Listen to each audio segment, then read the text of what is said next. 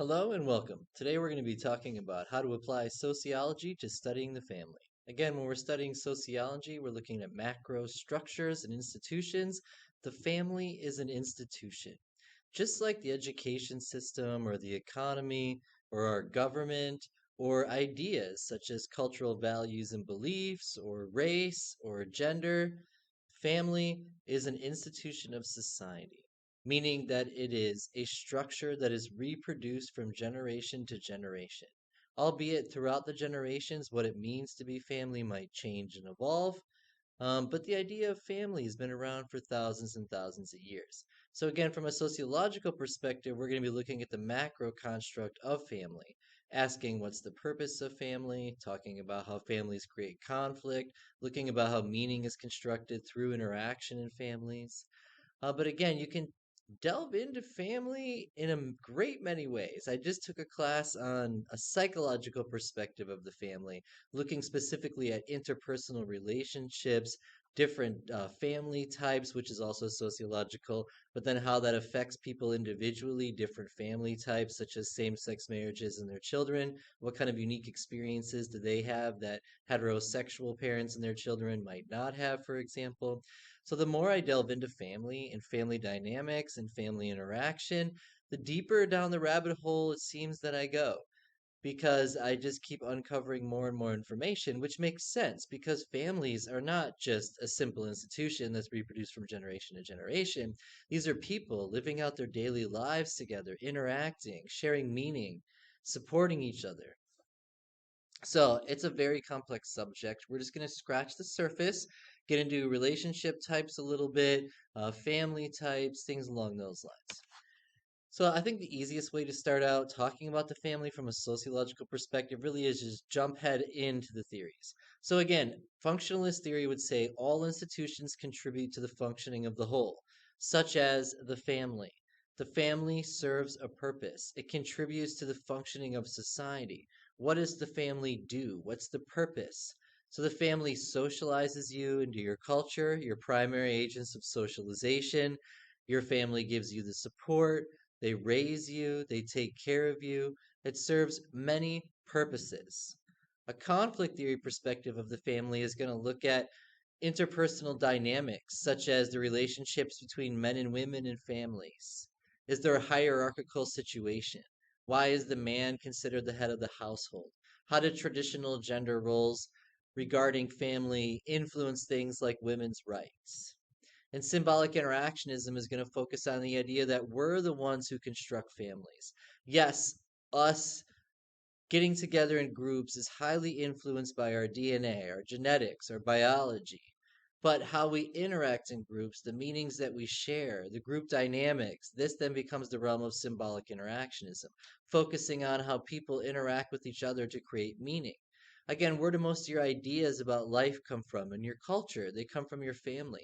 Are you influenced by your family's religion or their political parties that they identify with or their common way of life? And how does that influence you? A postmodernist theory is looking at how social change has occurred and that the dynamics of families have occurred. For example, two parent households have increased, same sex households have increased, single parent households have increased. 4 out of 10 women have babies while not married. People get divorced. These are all major changes from historical pasts. So, again, the sociological study of family is an incredibly complex and broad phenomena. Again, as with everything, we're applying a biopsychosocial perspective and incorporating the sociological theories to account for how families work, to make sense of that group dynamics and how people interact and how a family fulfills its purpose. Okay, so it's a broad subject, and the more I get into it, the more I learn. And I've just been really interested. Like my last class that I was talking about, we started talking about things like non-monogamous relationships, polyamorous relationships. This is again postmodern theory, no longer categorizing yourself. Just new ways of thinking that wasn't historically traditionally acceptable or upheld. So, the global perspective of family.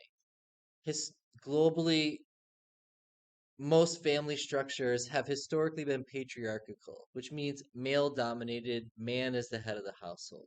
Albeit everyone has had their roles, whether it be traditional roles such as men providing and women taking care of the house. Now, albeit in the United States, we might question some of those ideas, questioning the idea that a woman is supposed to stay home and a man is supposed to go to work. But again, this is 10,000 years of history. And you see the family structures changing in the United States. And a lot of this has to do with kind of going beyond traditional value systems that still hold a lot of sway globally. So in the US, it's a radical place because women can go to college and women can get jobs and a woman can be a president. And that's not acceptable everywhere. Okay, so family dynamics, cultural values all have to be considered once we start looking at families from a global perspective, because families from one place might be very different than another. And the way we raise our children in one culture might be very different than the way you would raise your children in another.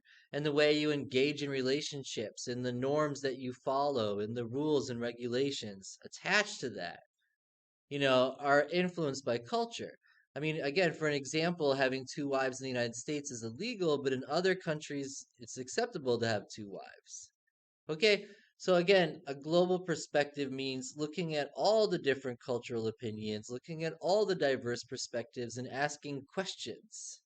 Okay, it also involves having an understanding of history and how things like race structure our social interaction and the people we marry, and things like sex structure, our interaction and the people we marry. Because again, globally, attitudes toward homosexuality are not very positive. Now, albeit in the United States, you've had a large social change, whereas in 1973, you would be diagnosed with a mental disorder and locked in an institution if you said, I am gay out loud. But in modern times, things have changed, but it's not this way globally. So the idea of a same sex parents with children that are married tends to be a radical idea to some other cultures that don't agree with that. And so, again, we're not here to judge. We're here to observe, report scientifically, and ask a bunch of questions. We are also here to advocate, okay?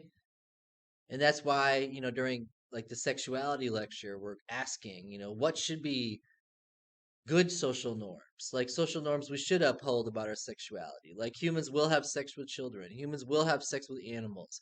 We need to have social norms imposed onto these just to protect children and animals. Humans will rape. We need to have laws against rape. But why do we need a law against homosexuality, for example? What harm does that cause? So again, this idea that a family can be headed by two men that identify as gay is something that is brand new, and it's not a globally accepted phenomena. So again, like I keep saying, this subject is very broad. There's a lot to it, and we can go in a lot of different directions. So I'm just trying to introduce you to some of these ideas and some of these common themes that we're going to be looking at when we study families, for example. Because again, when it comes to relationships, how many types of relationships and how many types of families are there? So again, in modern times, you don't have to be married in order to procreate. You don't have to be married in order to cohabitate. In other cultures, it's completely unacceptable to live together unless you're married, but in the United States, this has become an acceptable social norm that the majority of people tend to do. So again, we have different relationship types that are forming. We are, some people engage in sexual interactions with just one person in their life, and some people engage in many. And some people engage in serial monogamous relationships where they date someone for a long time, they date somebody else for a long time. And other people just meet someone, see him for a day or two, meet another person, see him for a day or two. Other people will meet one person, and that's the only person they're ever with. And so when you study the psychology of sexuality, you become completely aware that our capability to be in monogamous relationships, non monogamous relationships, heterosexual relationships, same sex relationships, relationships with all kinds of people at the same time, both men and women simultaneously. We're very capable of doing all these things. But the overarching question is, what is a norm violation and what shouldn't be a norm violation? And then again, what we're about to talk about next is what is actually the definition of family? Because historically, family meant blood. But nowadays, the idea of family has been extended to include our pets and our best friends who become our uncles and our aunts. Okay? So again, this is the idea of family extends beyond blood. It involves this kinship, the incorporation of other people into your immediate family, the adoptive children becoming part of your family as they are a main staple of your family. Okay? So again, you have your family of orientation. This is the idea of all the people that you orient yourself around. Then you have your family of procreation, like your direct parents by blood. Okay? And then historically, we had this nuclear family that was one man with one woman and their children, but that has completely broken down. That social structure of the nuclear family in America has broken down. And a lot of people might say that, well, this is causing the family institution as a whole to break down, the breakdown and the splitting of relationships into diverse types, etc. But has it really? Because even though the nuclear family is declining, crime is declining. So is society improving? So you got to ask a lot of questions. However, is there an effect to not having, two biological parents? Okay? Is there an effect on the children? And the answer is no, as long as they have love, like every other kid. Okay? I just took a class in the stereotype was, and this is pretty bad, but again, there's always disclaimers on these sociology classes because you have to talk about the tough stuff. So I was reading the article and it was talking about the stigmatization of same-sex parents. And straight people think this is what they, after doing surveys and qualitative research and coding and their open-ended responses and pulling together themes, the part respondents in the article I was reading were claiming that having same-sex parents means that the children are more likely to be gay, for example. That's absolutely not true. Okay, there's no association between your parents' sexuality and your own personal sexuality, with the exception of the genetics, which everyone has genes, and we're all influenced by our genes, for example. But again, so some of the stereotypes, about non-nuclear families, about non-traditional families, non-monogamous families, etc., divorced families, a lot of these stereotypes that are attached to these are incredibly false. Is divorce traumatic on children? Yes, but as long as you engage in good communication and reduce conflict, you can minimize any problems amongst children. So again, the thing is, as long as the kids get their support, it doesn't really matter the family type and it doesn't really matter the relationship as long as the children have food and love and they're warm and they're cared for. That's all that really matters when it comes to family. So again, despite any cultural norms and things like that, we have to open our minds to what actually truly matters, and that is us taking care of each other and supporting each other, because that's what a family does, and loving you and fulfilling your attachment needs and your survival needs like food and water and working together as a group. Okay? But do families cause conflict? Yeah, again, I mean, we just talked about all kinds of different conflicts resulting from different family types, but also the conflict between, male domination versus female subjugation. Historically, females were encouraged to subjugate to their husbands, and nowadays we might look at that and question that in the United States. But again, that's a traditional attitude that, so how does that kind of thing affect women? How does that kind of thing affect the children? How does stigmatization affect everybody? So again, there's just a whole lot of questions that need to be asked. And again, the more you start talking about marriage and family, the deeper you tend to go. And that's why I knew it was going to be hard for me to keep this even relatively as a reasonable length for a lecture before I lose you, I'm sure. Just kidding. I know you guys can last more than 15 minutes. Oh no, we're at 13:50. But again, this is one of those topics that when you open it up, I mean, family relates to everybody. It's part of all of us. It's built into human structure and human society. And so it's days worth of information. It's really hard to consolidate into a few slides. So again, types of relationships. You have marriage in any way, shape, form, or fashion that is legally recognized. You have monogamy being with one person, polygamy having more than one person.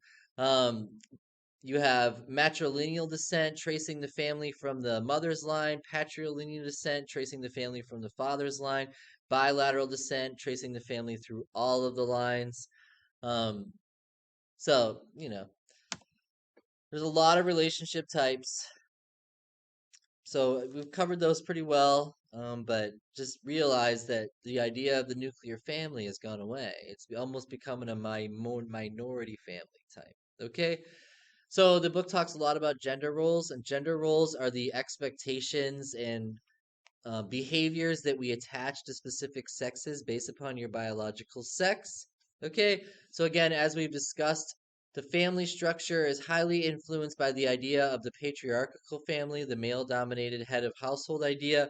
You also have the matriarchal family, which is very less common in history. Egalitarian families are families that share their roles together. Traditional families are the ones that follow the traditional man stays or goes to work and the woman stays home, those kinds of traditional values.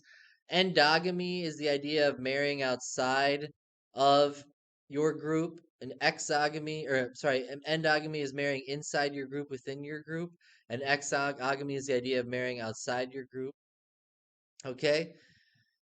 So, and then again, when you're thinking about gender roles, you got to be asking the questions, who should do what? You know, as we talked a lot about gender roles. So again, this is just a quick overview, but again, we're all socialized into these roles. And so when it comes to the family, which role do you take?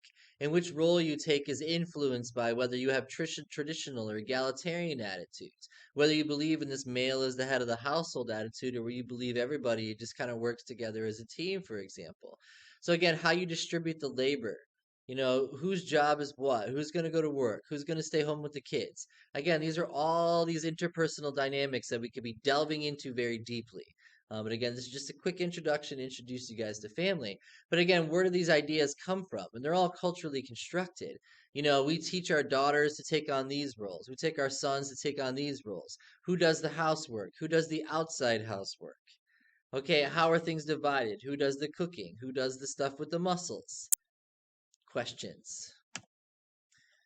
So again, the culture of relationships and the types, you have non-monogamous relationships, okay, people being with more than one person. You have cohabitation, people living together before they're married. You have these ideas of love and intimacy for reasons why we get in relationships. You have arranged marriages, which is incredibly common. But again, recognize that sexuality itself exists along a continuum. So why do we get in these relationships in the first place? And then you can really relate to like the triangular theory of love here and say relationships are, and the type of relationship is influenced by the three categories of intimacy, commitment, and attraction. So if you're intimate, committed, and attracted with somebody, you're probably in like a romantic relationship. If you're intimate and committed but not attractive, that's more like a best friend. Okay? So, but love and intimacy is a reason we get in relationships. Finance is a reason we get in relationships. Cultural expectations about what we're supposed to do, to justify sexual activity without it being a violation of a social norm influences us getting relationships. Just think about yourself. Why do you get in relationships? Why are you drawn to people? How much of that's your hormones? How much that's your biology? How much of it's your cognitions and your thoughts, thinking I'm supposed to be in a relationship, but I'm not supposed to be alone. I should go look for somebody. And how much of it's the social context? How many of you were told that you're going to find a soulmate or the one? And where does that idea come from? That's a social construction. People created the idea that there's a one or a soulmate. You can't prove it, you can't disprove it either, so we don't really know, but we're assuming that people created it. Okay? And then we also have domestic partners these days, just being together forever, but never really getting married, because why do you need to get married? Who said you had to get married? Is there a rule that says you have to get married? Is that a traditional value that no longer upholds in modern times? That's postmodernist theory, questioning all of this. Okay. So again, you've had a lot of social change within the family, specifically the dynamics, and a lot of this has to do with simple economics, such as things are expensive. It usually takes two people to work in modern times. It's very hard for one person just to stay home and the other person to go to work. So how has that affected gender roles? Women's rights, being able to go out and work, being able to do whatever they want, not being tied down to the house, being allowed to read a book, being allowed to go to college. How has that affected family dynamics? Dual earner households, again, two people are working. Who's going to give up their job? So, how does this affect things like daycare? Why is there a rise in daycare? Is that because of women's rights and women going to work? Is that because things are expensive and women had to go to work? Is that because men are saying, the heck with it, I'm going to go stay home with the kids? The birth rate is declining globally, except in some countries, a few countries. People are waiting longer to have kids and they're having less children. How is this influenced by women going to college, women getting jobs, things along those lines, living in the city versus living in the country? These are all variables that affect whether or not you have kids, how many kids, and when you have kids. Okay? Modern times, 4 out of 10 women have babies while not married. And back in the day, that was a huge taboo. Okay? They would have stigmatized you and shunned you and almost ostracized you from society, most likely, if you got pregnant and you weren't married and you were a girl and it was 1950. And again, we refer to the global perspective of inequality and patriarchy. In America, inequality is reducing and patriarchal attitudes of male domination are reducing. But is that a global thing? Is that a global phenomena? Is that way in every country? Is there a woman in every college classroom in every country in the world?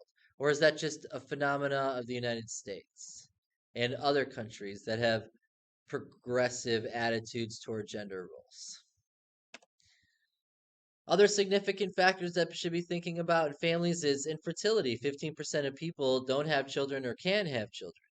And so, again, you have this question the decision of whether to have children or whether they can have children. How does that affect families and family dynamics? You have the rise of single parent households.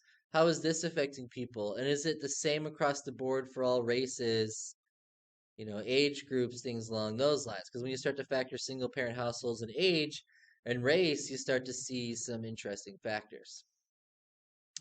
Teenage pregnancy, definitely declining, has been declining for a long time, but still a factor. Childcare, how is the increase in childcare affecting our lives? How is the need to have childcare to raise the children affect our lives? What if we don't have a group of people around us to help us with the kids? What do we do? Many people just remain single in modern times. It's completely acceptable to be single. Foster care, and all these other factors, adoption must be considered when you think about family. And then family violence, domestic violence rates are 1 out of 4. 1 out of 4 is very high, um, for men and boys and girls, for the children and the spouses. 1 out of 4 is just insanely high. But again, when you start to factor for things like race, Asian people only account, not that I do race, because, I'm not big into using racial categories. The people that identify as Asian, their rates of child abuse are only 0.5% of the United States. Whites and African Americans about 25%. So why is it that, whites and African Americans, 1 out of 4 hit their kids, but Asian people don't? What's it about Asian people that identify as Asian families? Okay. And then in modern times, you have this idea of blended family. But again, this is my big critique is that no one's actually any race to begin with. So the idea of a blended family, the word blended or mixed really bother me. I don't like those words at all. They really upset me in some ways. And it's again because once you start to understand race and where race comes from, if you call somebody blended, you're basically saying what group are you? Nobody knows. And that's not the case because all of us are blended. Everybody is blended. There's no such thing as black and white. All of our families are blended. It's a new idea. But again, do you actually have a race? And if you have a race, who do you actually share genes in common with? Because it's probably not your next door neighbor. So again, family is a huge, huge topic. There are so many themes. Like we could go on for days talking about this subject. But again, you're going to be looking at the systems and structures of family. Okay, why are family types the way they are? Why has it historically been nuclear family, man and a wife, and then why has it changed? How have systems and structures such as attitudes toward sexism, influence, relationships, sexist ideology, and male domination? You're going to be looking at meaning and how meaning is exchanged through social interaction, and how your family is an agent of social change and an agent of socialization. Okay? You're also going to be looking at conflict and saying, how is there conflict in the family? Why is there domestic violence? Why does that happen? And in order to answer to that question, you have to look at many factors like poverty rates and, other factors like interpersonal dynamics, which is all psychology once you get kind of that deep. But so again, it's a very broad subject, and you can go on for days and go in so many directions when it comes to the study of family because it's relevant for all of us. I hope this is a good introduction to the idea of family and social interaction and group behavior. Thank you so much.